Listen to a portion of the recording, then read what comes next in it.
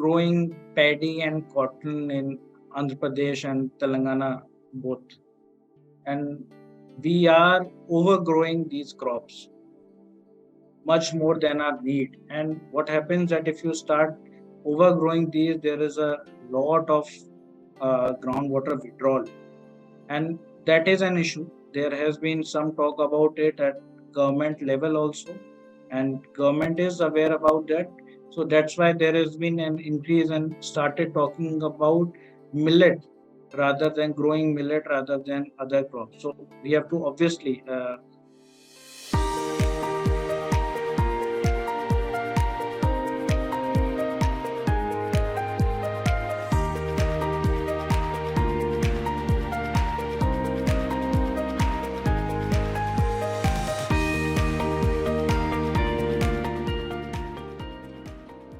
What about the rainwater storage on the terrace? so I think what my experience is that storing the rainwater we can't do in India.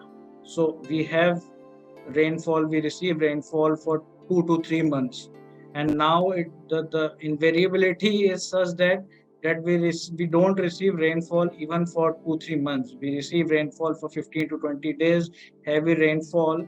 And what used to happen earlier is, say, in the case of Hyderabad, we receive 800 rainfall. That 800 rainfall used to be in phases, and that maybe could have been could be stored. But now, if you are receiving 100 rainfall in a day or 80 rainfall in a day, you can't create a storage for your rooftop even. So you will receive at least 10,000 or 20,000 liters of rainfall in a day. Then, but you can't create a 10,000 or 20,000 liter storage in your house. So the best thing is to recharge. So it's like again a bank. You are taking money out of it and you recharge it rather than storing it. I've not seen storage of rainwater working as such. There's a lot of overflow, and the water goes out to drain because we can't create that larger storage. Okay. What do you think? What I've heard about is the Kaleshwar lift irrigation project is taking water to all over the Telangana villages. Almost 98 villages have been are being supplied with water. However, what is happening is the village committees, which were previously functioning and working towards groundwater recharge and water management, are now, because of no water issues, are being dismantled or not functioning. Now, God forbid something happens and the lift irrigation does not work. Our traditional systems of the village committees, which has been working for hundreds and thousands of years, is collapsed. What is your view on this? So I think the one thing which I've realized is that if there is something being done for the community without any ownership by the community towards that system, towards an infrastructure, uh, there is no sustainability.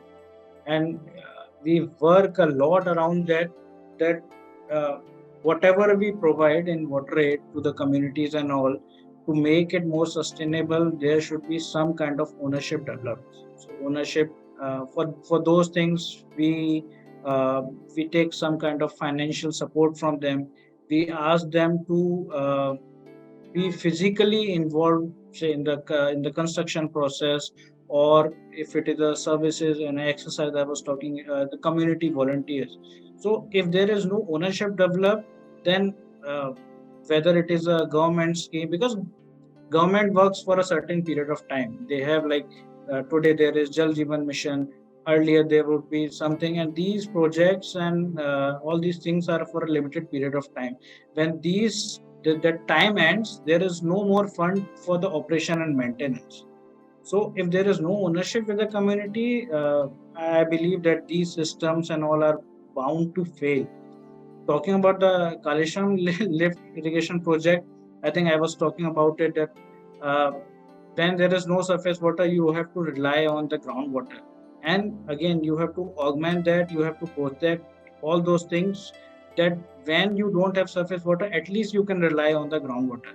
But if you start extracting and start depleting the groundwater reserves from day one, I think we won't have any resource, surface or groundwater to use. I understand the pipelines coming from the Kaleshwar. They go to villages and they're not even taps, and the water just continuously flows. On the one side, we're using the fossil fuels, the coal, to lift the water in Kaleshwaram. And there, because of non participatory, as you said, and lack of awareness in the villages, water is continuously flowing out of those pipes, which is a complete wastage, is one outlook. Another outlook, what I'm seeing is we are spending lakhs of rupees on the lift irrigation to irrigate paddy and such crops which take in that water, which is not economically viable. What is your opinion on that? So again, there has been a lot of talk regarding, at least start thinking about that, like what there's a saying in Hindi के जितना हो उतना ही पैर पसारते हैं हम लोग. So whatever we have, we can only uh, so we have to decide the cropping patterns and all those things looking at the water reserves we have. And talking about the Kaleshwaram again, one thing, the issue is last mile delivery. So if there is no last mile delivery, I think the farmer would like to dig a borewell in his farm and get water over there, rather than depending that okay, water will come to my farm. So he can. That's the issue. That is from the green revolution itself. That that's what the so the after post independence, India thought that we'll make it again, everything will connect it through canal system and dams and everything, it will go and it will reach household. But just because there was no last mile delivery, people have to rely on the those introduction of those deeper borewells and all. That is Okay, an one issue, and people have started talking about it. Let's see when we start working in that direction. so basically there is there cropping pattern being followed by the state governments? Do they advise the farmers on the cropping pattern that should be followed to balance out the water usage? They do. So there has been a good introduction of millet and good seeds and all everything, and there is a lot more awareness by the government and the civil society organizations also regarding the cropping pattern, climate resilient cropping. We talk about. So I work with few civil society organizations in Jharkhand, and we were working through a grant by NABARD, and we realized that okay, the procedure in NABARD also changed, and they started working on climate resilient soil and conservation method, agricultural methods, other than uh, the traditional practices of irrigation and all those things. Okay. The next question is from Lisbon Ferrar. Can groundwater harvesting be done even if there is water 20 or 30 feet below? Where can I find more information on how I can start groundwater harvesting? So I was talking about different aquifers. So when we talk about aquifers, we have different. So I was talking about that water is available at 200 feet, 500 feet, 900 feet. Obviously, if the water is available in what you are talking about 20 feet, 30 feet, that is a shallow aquifer. And if the groundwater table is that high, if you start recharging, then it won't work, because there is a certain capacity of the topsoil to take water. So then there will be ponding of water near your recharge site and all. So that way we have to define. We can't do that. That's where aquifer mapping comes in. We can't do recharge at every point. We can't do recharge at every depth also. So we have to decide those recharge locations depending upon the geology. We have to decide which aquifer or which depth we have to recharge the water at, and that should be a strategy on a larger level rather than an individual level. But like you are asking that if you want to do individually, where should you start? So you can start from like you're saying 20 or 30 feet. You can start from inventorizing the bore wells in your nearby area and understanding the aquifers in your nearby area. That okay, so it is a limestone or something. I can help you out how to do the aquifer mapping, and there are tons of uh, studies and data available over the internet. uh, the Central Groundwater Authority and Central Groundwater Board, they have a larger aquifer management plan they are doing all over India. So some data can be available to you without you doing the studies, also with the local groundwater directorate and board.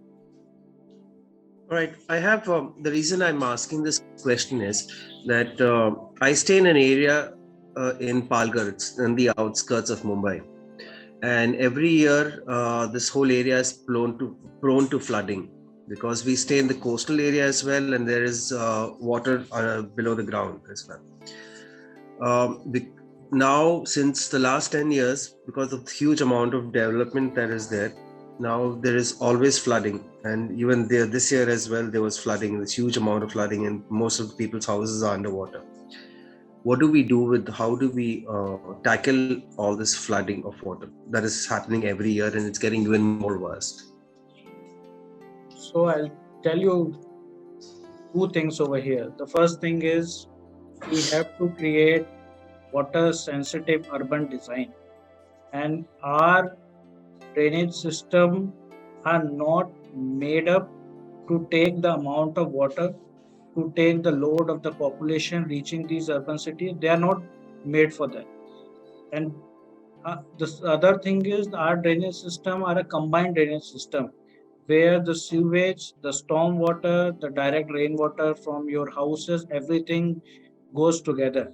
When there is sort of a flash flood kind of thing or high intensity rainfall, it is bound to have a drainage failure, and that is the condition we are seeing every year. And the number of cities which are facing these issues is increasing and increasing. The two major reasons being the the domestic overload, the population coming to these large cities every day, and secondly the invariability of rainfall that we are getting, sort of a flash flood kind of thing. To solve these, we have to do, like I was telling, water sensitive urban design, where I can give you a few examples of that we create infiltration galleries on the side of the roads. So there is drainage, we create infiltration galleries. So rather than water going, because it's everywhere, it is impermeable. And when you are talking about outskirts of Mumbai, I think that will be impermeable as well, concrete everywhere. There's no space for water to go in, so we have to create certain pockets. We have to create certain infiltration galleries where the storm water can go in. Obviously, we can't improve and increase the drainage size and everything in one go, but these infiltration galleries and other things we can do. There's a concept of sponge cities also, which is more prevalent in South Asian countries, where new urban setups are designed on a basis of sponge cities, where there are certain pockets, the low lying areas, and certain pockets where the water can be taken down easily. When the government is willing to spend money on roads, on the golden quadrilateral, how is it that this awareness is not there in the government, where every city, whether it is Mumbai, Delhi, Hyderabad, Calcutta, Chennai, is being, at the time of rainy season, the citizens of the cities are suffering, and these municipalities are very, very, very rich, and yet they do not give importance to urban design. We have government officials going to Singapore, to Malaysia, to name it, to all the international cities. How come occupy the public for better drainage system in the country, and how come the country and the government also does not give the same importance it gives to roads, to the drainage systems? Any idea? I don't have any idea as such, but what I believe is that, uh, so I think there was some I think stand-up comedy I was listening to one day, and I'm just relating to that we have in what government is thinking of, what maybe the people sitting in higher positions are thinking, that we have more prevalent issues to deal with. Like we are still dealing with water access and availability. These issues, the issues, the failure with urban design, the grey water management or fecal sludge management, these issues have not started, I would say, but start coming in the news and everything. People started working with is very recent. But we have larger issues of water access, sanitation access. So the government is focusing on those first and using large chunk of their uh, budgets and all goes to those things rather than focusing on urban design. But when it comes to constructing smart cities, I can take the example of Trivandrum or New Raipur. So there I have seen that some kind of infrastructure is being developed, and you're talking about golden quadrilateral. I think that they are creating corridors for wildlife.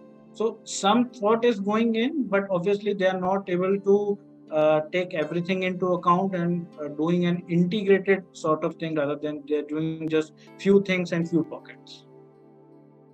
Is it because the people, whether the mayors, whether the municipal commissioners, is it that they are not educated or they don't understand the gravity of the issue? What is the reason that, in spite of having rich municipalities, at least in a phased manner, certain areas have started to uh, where they implement urban design, at least in certain pockets, as a beginning? Why isn't that happening? I think they are educated, and you yourself said that they are going to Singapore and other for these exposure visits and all.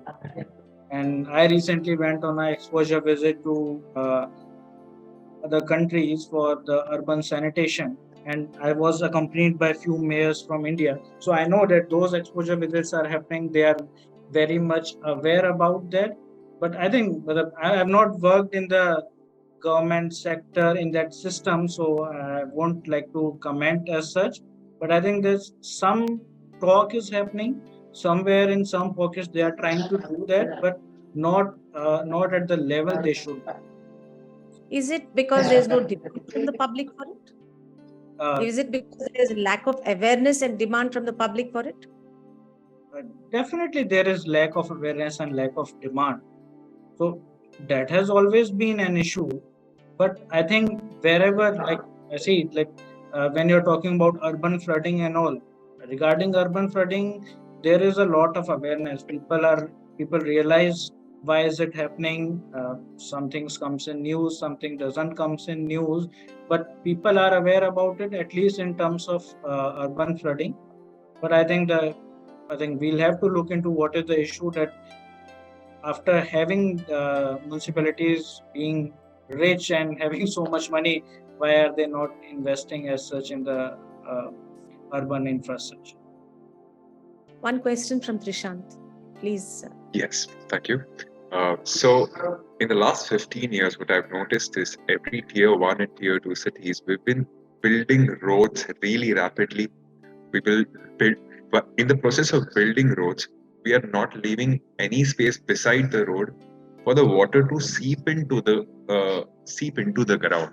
Now, this is a step that is being done repeatedly in all the states over the last 20 years without any correction or iteration to the process.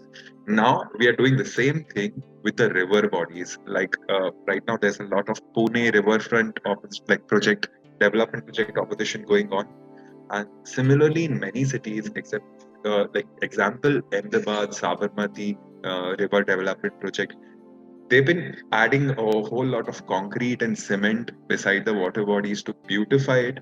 How do you think this is going to affect the groundwater in the future, the river beautification projects and everything? So I can good that you chose Pune riverfront thing, because I've seen the work over there, and I can directly tell you that because I was going around with Aquadem team and all, and we were in detail discussing about the riverfront development in Pune, especially. So one thing which was pretty much clear that in Pune there are a lot of springs. So usually when springs come to our mind, we go back to Himalayas or hilly areas that springs would be there, not in a plain geography.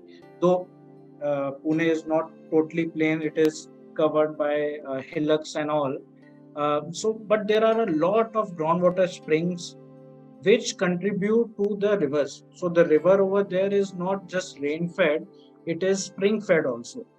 And definitely, even I have seen that those springs not being contributing, and further, those springs being dead because of the concretization. So I think that the intrusion, the interaction between surface water and groundwater will be inhibited by this concretization, and which will have a much larger impact. So either we'll be left with only one resource and maybe not even one.